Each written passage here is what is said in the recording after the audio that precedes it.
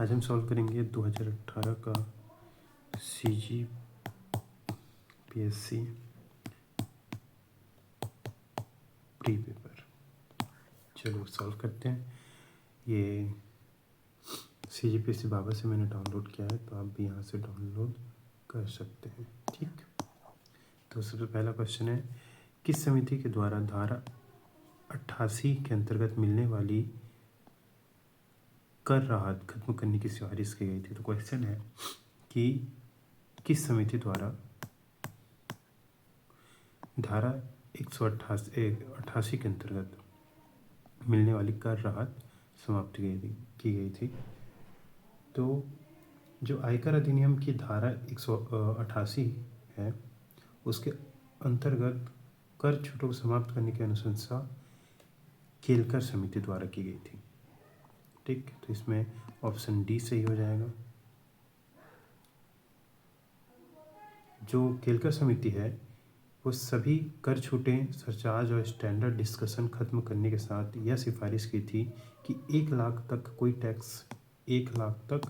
कोई टैक्स ना लिया जाए। 1 लाख से 4 लाख तक 20% और 4 से ऊपर 30% टैक्स की सिफारिश की दरें रखी जाए। यानी कर छूटों से हो रहे नुकसान को नई व बड़ी स्लैब में भरने की यह कोशिश थी, लेकिन इसको नापसंद कर दिया गया। इसकी प्रमुख सिफारिशें प्रत्यक्ष कर, व्यक्तिगत कर, प्रत्यक्ष केलकर समिति की सिफारिशें थी प्रत्यक्ष कर, व्यक्तिगत कर, निगम कर और संपत्ति कर। ठीक है, तो किस समिति द्वारा धारा 88 के अंतर्गत मिलने वाली कर राहत खत्म करने की सिफारिश की गई थी? तो किस समिति द्वारा? केलकर समिति द्वारा। ठीक है, दूसरा क्वेश्चन देखते हैं। भारत का आर्थिक सर्वेक्षण संबंधित है। भारत का आर्थिक सर्वेक्षण संबंधित है किससे? योजना से, योजना आयोग से, रिजर्व बैंक ऑफ इंडिया से, वित्त मंत्रालय से और वित्त आयोग से। तो ये दोनों तो ऑब्वियसली नहीं होंगे, क्योंकि योजना आयोग तब का बंद हो गया है, अब नीति आयोग होता है। रिजर्व बैंक ऑफ इंडिया आर्थिक सर्वेक्षण में कोई मेरे ख्याल से तो सम्मिलित नहीं रहेगा, संलग्न नहीं रहेगा। तो ऑप्शन बचता है वित्त मंत्रालय और वित्त आयोग, इन दोनों में से एक होगा। तो इसका सही आंसर होगा आर्थिक सर्वेक्षण है जो वित्त मंत्रालय से जारी होता है। ये एक भारत सरकार का प्रमुख दस्तावेज है जो पिछले वित्त वर्ष 12 महीने के भारतीय अर्थव्यवस्था का विकास का मूल्यांकन करता है। आर्थिक सर्वेक्षण एक समीक्षात्मक दस्तावेज है जो देश के आर्थिक पृष्ठभूमि की तस्वीर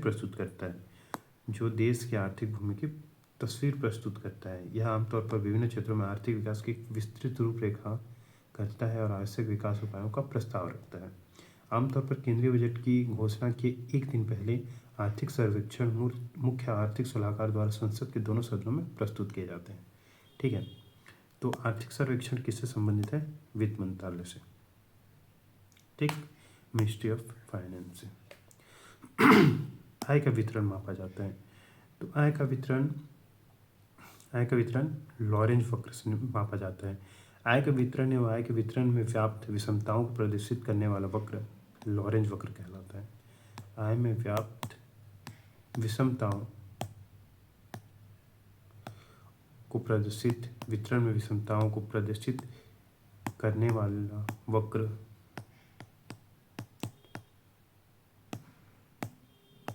क्या कहलाता है? लॉरेंज वक्र कहलाता है। इसके अंदर किसी भी देश के व्यक्तिगत आय के प्रतिशत वितरण को संचयी रूप से शीर्ष स्तर पर रखते हुए परिवार के प्रतिशत को संचयी रूप में क्षैतिज स्तर पर रखकर यह ज्ञात किया जाता है कि 50% या 60% परिवारों को आय का कितना भाग मिल रहा है तथा 5% या 10% धनी लोगों को कुल आय का कितना प्रतिशत मिल रहा है। चौथा क्वेश्चन है, संविधान किस अनुच्छेद में वयस्क मताधिकार को मान्यता दी गई है? ऑप्शन है 324, 25, 26 और 27। तो इसका सही आंसर हो जाएगा अनुच्छेद 326। अनुच्छेद 326 क्या कहता है? वयस्क मताधिकार को मान्यता देता है।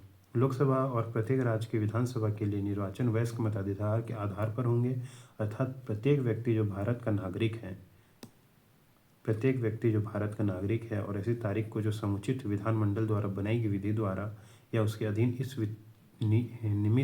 नियत की जाए कम से कम 18 वर्ष की आयु होनी चाहिए और इस संविधान या समुचित विधानमंडल द्वारा बनाई गई किसी विधि के अधीन अनिवास, चित्तविकृति, अपराध या भ्रष्ट या अवैध आचरण के आधार पर अन्यथा मताधिकार के लिए अयोग्य घोषित न किया जाए, निर्वाचन नामावली में मतदाता के रूप में पंजीकृत होने का हकदार होगा।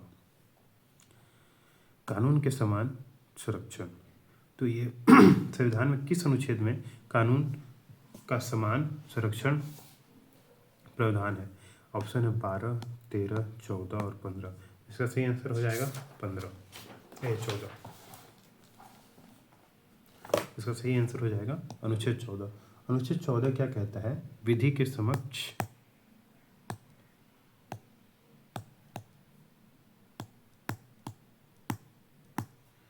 अनुच्छेद 14 विधि के समक्ष समान समता, विधि के समक्ष समता, कानून का समान संरक्षण। ठीक, अर्थात राज्य क्षेत्र में किसी व्यक्ति को विधि के समक्ष समता के या विधियों के समान संरक्षण से वंचित नहीं करेगा। जो 12 है, अनुच्छेद 12 क्या कहता है? भाग 3 में प्रयोजनों के लिए राज्य शब्द को परिभाषित किया गया है। और अनुच्छेद 13 क्या है? मूल अधिकारों से असंगत या उनका अल्पीकरण करने वाली विधियां तथा संविधान के प्रारंभ से ठीक पहले भारत के राज्य क्षेत्र में प्रवृत्त सभी विधियां उस मात्रा तक शून्य होंगी जिस तक वे इस भाग में उपबंधों से असंगत है। अनुच्छेद 15 क्या कहता है? केवल धर्म, मूल, वंश, जाति, लिंग या जन्म स्थान के आधार पर नागरिक के मध्य विभेद करने से राज्य रोकता है। अनुच्छेद 26 में धार्मिक कार्यों के प्रबंध की स्वतंत्रता पर क्या प्रतिबंध लगाया गया है? ऑप्शन है नहीं, इसमें कौन कौन से है हमें चुना हुआ है। क्या वो लोक व्यवस्था है, राष्ट्रीय सुरक्षा है, शिक्षा है, सदाचार है, स्वास्थ्य है, धर्मनिरपेक्षता है? तो इसमें देखते हैं कि जो संविधान के अनुच्छेद 26 में जो क्या क्या लिखा है उसको देखते हैं। धार्मिक और पूर्व प्रेरणा के लिए संस्थाओं की स्थापना और पोषण, यह स्वतंत्रता व्यक्ति को नहीं बल्कि धार्मिक संप्रदायों को दी गई है, किंतु राज्य इस पर लोक व्यवस्था, सदाचार और स्वास्थ्य के आधार पर निर्बंध लगा सकता है। एक ही धर्म की अलग अलग परंपरा या विचारधारा मानने वाले वर्गों को संप्रदाय कहते हैं। संप्रदाय हिंदू, बौद्ध, ईसाई, इस्लाम, जैन आदि धर्मों में मौजूद होते हैं। अनुच्छेद 26 के अनुसार प्रत्येक धार्मिक संप्रदाय या उसके अनुभाग को निम्नलिखित अधिकार प्राप्त है। कौन कौन से अधिकार प्राप्त हैं? धार्मिक और पूर्व प्रयोजनों के लिए संस्थाओं की स्थापना और पोषण, संस्थाओं की स्थापना और पोषण, अपने धर्म विषयक कार्यों का प्रबंधन, लोक व्यवस्था प्रबंधन, जंगम और स्थावर संपत्ति के अर्जन का स्वामित्व। तो इसमें स्वास्थ्य, स्थावर, स्वास्थ्य, सदाचार, स्वास्थ्य, लोक व्यवस्था, स्वास्थ्य और सदाचार, इन तीनों पर प्रतिबंध लगाया गया है।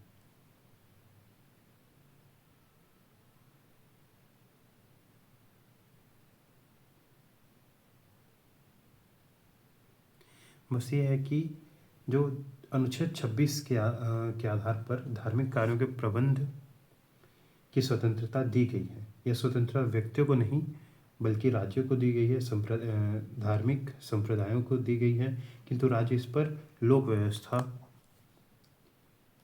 सदाचार और स्वास्थ्य पर प्रतिबंध लगा सकता है।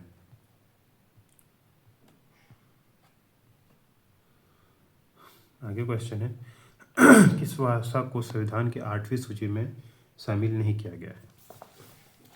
तो कौन सी भाषा संविधान की 8वीं सूची में शामिल नहीं है? उर्दू है, संस्कृत है, हिंदी है, अंग्रेजी नहीं है। इसमें कौन कौन से 22 भाषाओं का वर्णन है? असमिया,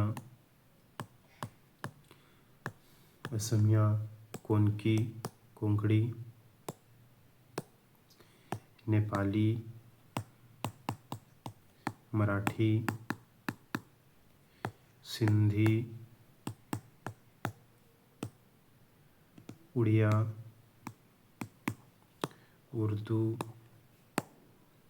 गुजराती, मलयालम, पंजाबी, हिंदी,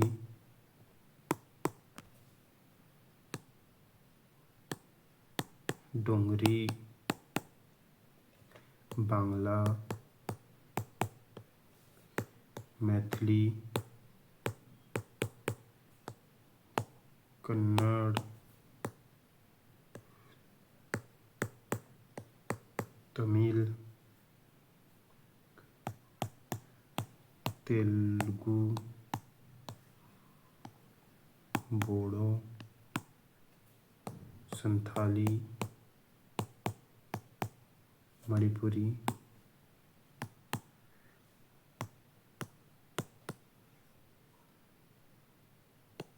संस्कृत और कश्मीरी है। ध्यातव्य कि अंग्रेजी संघ की सहायक राजभाषा तथा मेघालय, मिजोरम तथा नागालैंड की राज्यभाषा है, किंतु 8वीं अनुसूची के तहत शामिल नहीं है। ठीक है, इसमें कौन शामिल नहीं है? अंग्रेजी। ये सबसे इजी था। धन विधेयक कौन प्रमाणित करता है? तो धन विधेयक कौन प्रमाणित करता है? स्पीकर। तो स्पीकर धन विधेयक लोकसभा स्पीकर, लोकसभा अध्यक्ष प्रमाणित करता है। कोई विधेयक धन विधेयक है या नहीं, इसका निर्णय लोकसभा अध्यक्ष करता है और उसका निर्णय अंतिम होता है। धन विधेयक को संविधान के 110 अनुच्छेद में है तथा उसे पारित करने का अनुच्छेद 109 के तहत है। विशेष प्रक्रिया का प्रावधान है। राष्ट्रपति धन विधेयक को पुनर्विचार के लिए वापस नहीं कर सकता, क्योंकि इसे धन विधेयक उसकी पूर्वानुमति से ही लोकसभा में प्रस्तुत किया जाएगा। इस विधेयक केवल लोकसभा में ही पेश किए जा सकते हैं। लोकसभा के पास होने के बाद धन विधेयक को राज्यसभा के पास भेजा जाता है। राज्यसभा धन विधेयक को ना तो अस्वीकार कर सकता है और ना ही उसमें कोई संशोधन कर सकता है। सिर्फ इसे कुछ सिफारिशें सहित या रहित 14 दिनों के अंदर लोकसभा को वापस लौटाना पड़ता है। तो धन विधेयक को कौन प्रमाणित करता है? स्पीकर। संविधान के अनुसार इनमें से राष्ट्रपति की विधायी शक्ति कौन सी है? संसद का सत्र आहूत करना,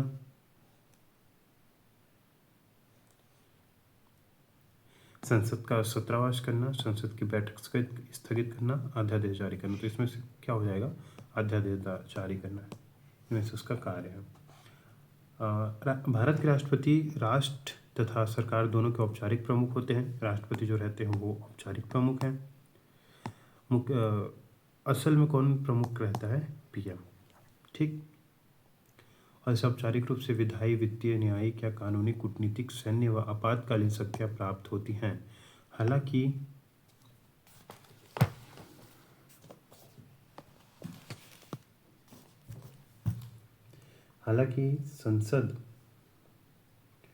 संसदीय व्यवस्था होने के नाते राष्ट्रपति वास्तव में इन शक्तियों का प्रयोग अपने मंत्रिपरिषद की सलाह पर करता है। राष्ट्रपति की विधायी शक्तियों के संबंध में अध्यादेश जारी करना होता है।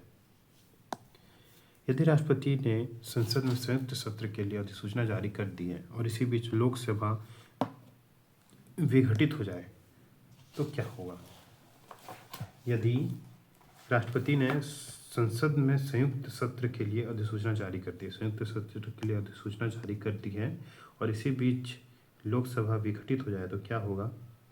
सत्र का यथा समय आहूत होगा, संयुक्त सत्र निरस्त हो जाएगा, संयुक्त सत्र नई सभा के गठन के बाद होगा, विधेयक व्युत्कृत हो जाएगा, विल बी लैप्स्ड। तो इनमें से कौन सा सही होगा? संयुक्त सत्र यथासंभव आहूत होगा। दोनों सदनों के संयुक्त बैठकों में अधिवेशनों होने के लिए या आहूत होने की राष्ट्रपति के सूचना के पश्चात लोकसभा का विघटन बीच में हो जाने पर अनुच्छेद 108 के अधीन संयुक्त बैठक हो सकेगी और इसमें विधेयक पारित हो सकेगा। तो यथासंभव आहूत होगा और विधेयक भी पारित हो सकेगा। निम्नलिखित में कौन सा महत्वपूर्ण सोयाबीन उत्पादक राज्य है? तो सोयाबीन उत्पादक राज्य, यह सबसे सिंपल क्वेश्चन था जो अभी भी करंट न्यूज़ में है। इसका सबसे महत्वपूर्ण सोयाबीन उत्पादक राज्य एमपी है।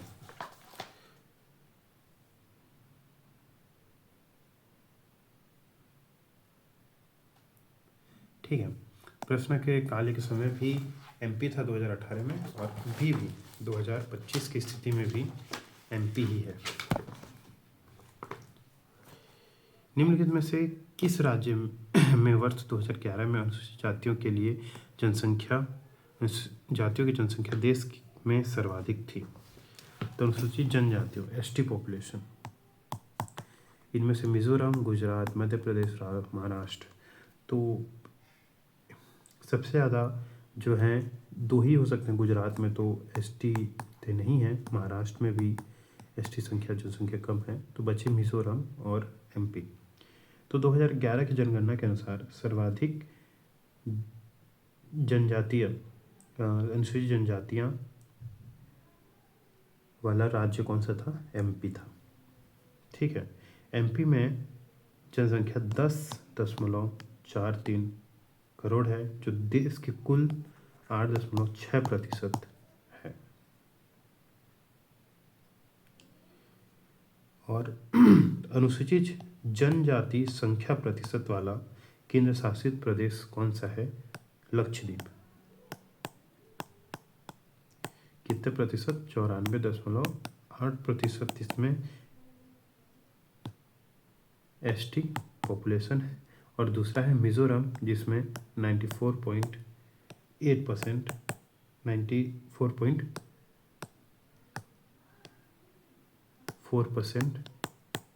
एसटी पॉपुलेशन है। ठीक है, तो 2011 की जनगणना के अनुसार अनुसूचित जनजातियों की संख्या देश में सर्वाधिक थी मध्य प्रदेश में। निम्नांकित प्रवासों के प्रकारों में से भारत में गमनागमन में 2011 में किसका सर्वाधिक हिस्सा था? तो सर्वाधिक हिस्सा गांव से गांव तक का था। कैसे? गांव और गांव में मतलब ज़्यादातर लोग क्या होते हैं, शादी करके या किसी के घर यहाँ घर जमाई बन के या कहीं काम करने जाते हैं। तो सबसे ज़्यादा विस्थापन या गमनागमन कहाँ पे हुआ था? रूरल टू रूरल में।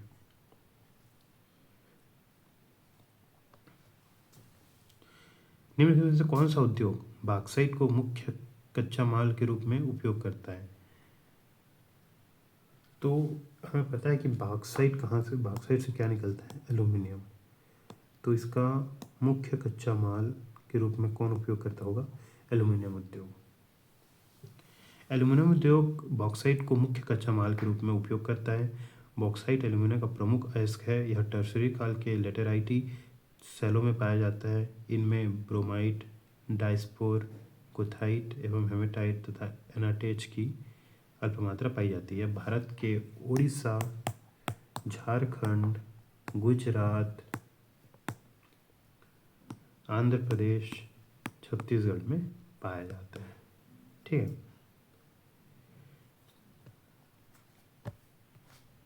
निम्नलिखित में से कौन सा लोहा इस्पात संयंत्र लोहा इसकर कोयला क्षेत्र पर ना होकर लगभग दोनों के मध्य स्थित है? तो ये क्वेश्चन थोड़ा टफ था उतने टाइम, तो इसका आंसर क्या था? जमशेदपुर। ठीक है, टाटा जी ने ये नगर स्थापित किया था। प्रश्नगत जो ये क्वेश्चन है उसमें जो जमशेदपुर लोहा इस्पात संयंत्र लौह अयस्क और कोयला क्षेत्र पन्ना होकर लगभग दोनों के मध्य में है। झारखंड राज्य के पूर्वी सिंहभूमि जिले में पूर्वी सिंहभूमि जिले में स्थित Tata iron and steel company TISCO, Tata iron and steel company TISCO, जिसकी स्थापना जमशेद जी नसीर खान जी टाटा जी ने 1907 में की थी। यह संयंत्र लौह अयस्क उड़ीसा की गुरु महिसानी व मयूरभंज की नोआमंडी खानों से कोयला, झरिया की खानों से जल, स्वर्णरेखा और खरखई नदियों तथा निर्यात बाजार मार्ग कोलकाता से प्राप्त होते हैं।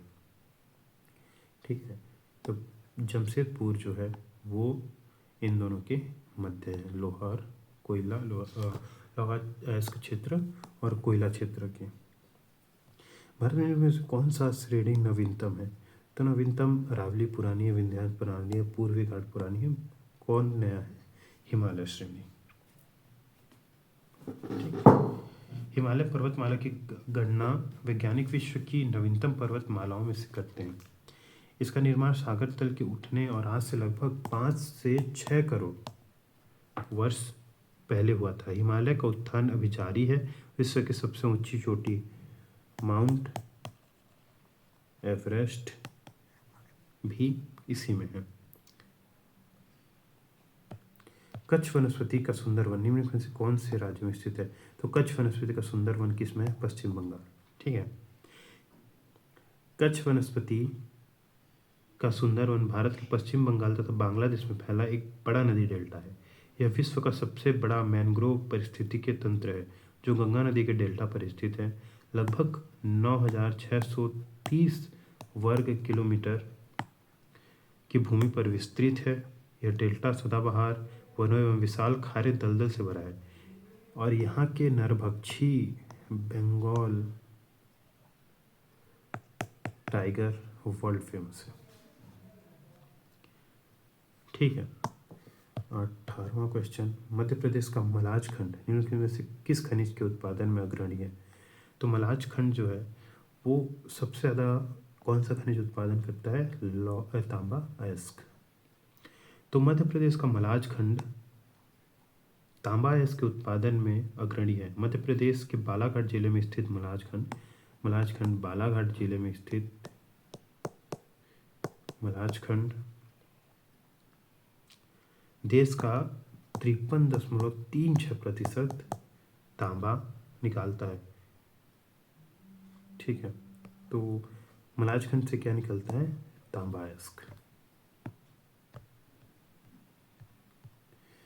10 रोजा पत्रिका इन्हें राष्ट्रीय आंदोलन के दौरान किसने प्रारंभ की थी? 10 रोजा। तो 10 रोजा जो पत्रिका है वो अब्दुल गफ्फार खान ने राष्ट्रीय आंदोलन के दौरान प्रारंभ की थी। 10 रोजा पत्रिका राष्ट्रीय आंदोलन के दौरान अब्दुल गफ्फार खान ने प्रारंभ की थी। इन्होंने पश्तो भाषा में पल्तून नामक एक पत्रिका निकाली। यही पत्रिका बाद में 10 रोजा के नाम से प्रकाशित हुई। तो अब्दुल गफ्फार खान ने क्या निकाला? पलतूज नामक एक पत्रिका निकाली जो बाद में क्या हुआ? 10 रोजा।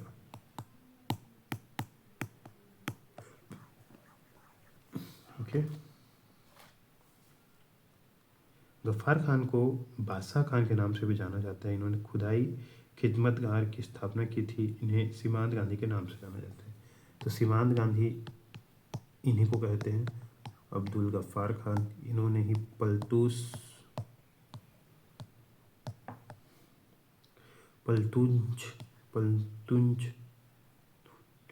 पल्तून नामक पत्रिका निकाली जो बाद में क्या हुई? 10 रोजा।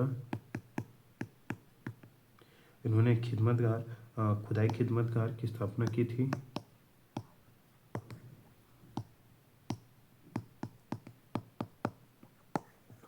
खुदाई खिदमतगार की। महात्मा गांधी द्वारा दक्षिण अफ्रीका में प्रकाशित समाचार पत्र का नाम क्या था? The Indian Opinion. क्या नाम था उसका? The Indian Opinion. The Indian Opinion Mahatma Gandhi द्वारा दक्षिण अफ्रीका में प्रकाशित एक समाचार पत्र था। गांधी जी द्वारा प्रकाशित अन्य पत्र पत्रिकाएं निम्न हैं, जिनमें इंडियन ओपिनियन,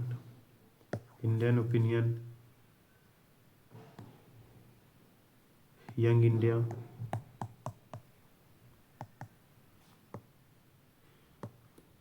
नवजीवन और हरिजन, ये फेमस है। नेशनल हेराल्ड का प्रकाशन जवाहरलाल नेहरू ने किया था। द लीडर का प्रकाशन मदन मोहन मालवीय द्वारा। दी पायनियर का प्रकाशन राजा राम मोहन राय द्वारा। तो जवाहरलाल नेहरू ने क्या पत्रिका की थी? National Herald.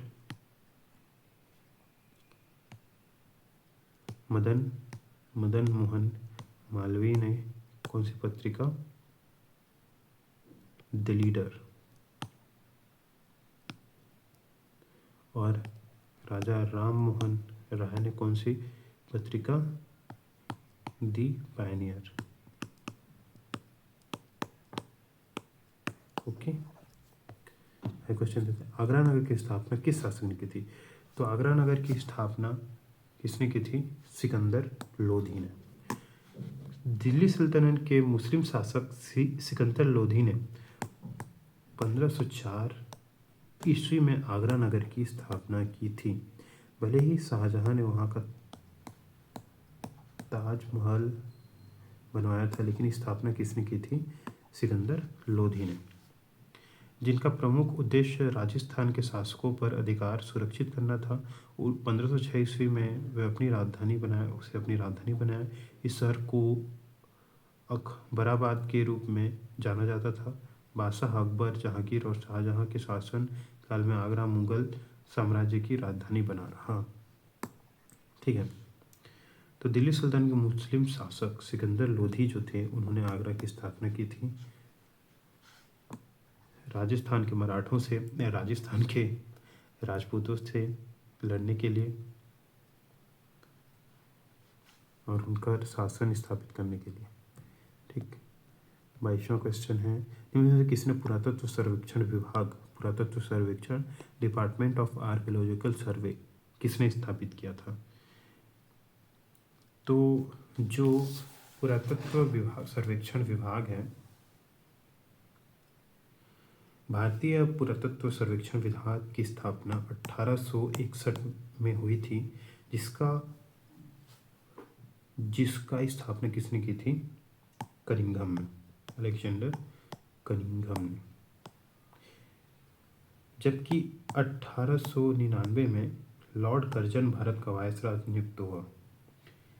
इसी समय भारतीय पुरातत्व सर्वेक्षण ASI को औपचारिक रूप से प्राप्त हुआ। साथ ही सर जॉन मार्शल 22 फरवरी 1909 को भारतीय पुरातत्व सर्वेक्षण विभाग का महानिदेशक बनाया गया। सर जॉन मार्शल मार्गदर्शन में भारतीय पुरातत्व सर्वेक्षण एक अखिल भारतीय संगठन के रूप में विकसित हुआ, जिसके प्रयासों के परिणाम स्वरूप हमारे प्राचीन इतिहास को सुरक्षित एवं संरक्षित बनाए रखने के लिए अलग से कानून की घोषणा की गई। अतः विकल्पों में से मौजूद, तो इनमें कनिंघम नहीं है, इस कारण ये CGPSC द्वारा विलोपित हो गया। ठीक, क्वेश्चन नंबर 23, निम्नलिखित में कौन सा शासक ने बौद्ध मत के विस्तार में योगदान नहीं दिया? तो बौद्ध मत के स्थापना में, मतलब निम्नलिखित में कौन से बौद्ध मत के विस्तार में योगदान नहीं दिया? अशोक ने दिया था, कनिष्क ने दिया था, हर्षवर्धन ने भी दिया था। किसने दिया था? पुष्यमित्र शुंग ने। मौर्य काल के अंतिम राजा बृहदत्त का वध पुष्यमित्र शुंग की वंश की स्थापना की गई थी। तो पुष्यमित्र शुंग जो था, वो मौर्य के अंतिम राजा बृहदत्त का वध करके खुद गद्दी पर बैठा था। बौद्ध ग्रंथ दिव्यावतारण के उल्लेख मिलता है कि पुष्यमित्र शुंग ने बौद्धों का बहुत विरोध किया था। उसने सभी 84,000 स्तूपों को नष्ट कर दिया तथा अनेक बौद्ध विहारों को जला दिया। अनेकों बौद्ध भिक्षुओं की हत्या करवा दी। यहाँ तक कि उसने सियालकोट साकाल में यह घोषणा की, जो मुझे एक बौद्ध का सर लाकर देगा मैं उसे 100 दिनार दूंगा। किसने? पुष्यमित्र शुंग ने। यह बात सच है कि उसके अंदर बौद्ध धर्म को लेकर संतोष था, लेकिन वह इतना भी क्रूर नहीं था। हालांकि उसने बौद्ध स्तूपों को नष्ट करवाया, किंतु बाद में उसका मन परिवर्तन हुआ। उसने कई बौद्ध स्तूपों का निर्माण करवाया, जिनमें से मुख्य बरहुत स्तूप, सतना मध्य प्रदेश, सांची के महासूप का पुनर्निर्माण है। निम्न में किसने पूर्वी बंगाल से लेकर पेशावर तक सड़क ए आजम कहलाई जाने वाली सड़क बनवाई? तो सड़क ए आजम नामक सड़क बनवाई। किसने बनवाई? शेर शाह ने। सड़क ए आजम कही जाने वाली सड़क का निर्माण शेर शाह सूरी ने करवाया। जो यह सड़क बंगाल के सोनार गांव से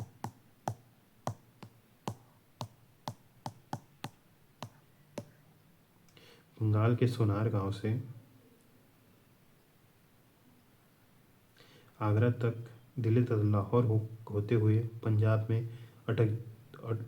में अटक तक जाती थी।